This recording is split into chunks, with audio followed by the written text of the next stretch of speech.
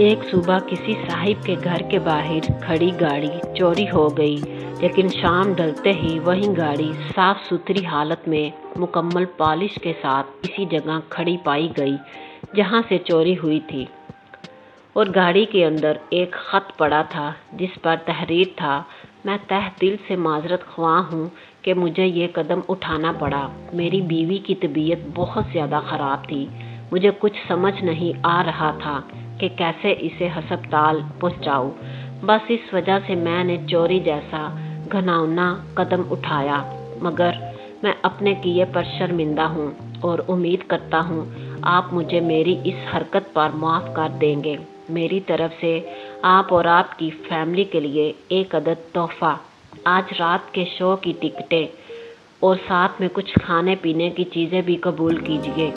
ये सब इस मदद के बदले में है जो आपने गाड़ी के जरिए से हुई। गाड़ी का मालिक ये सब पढ़कर मुस्कुराया।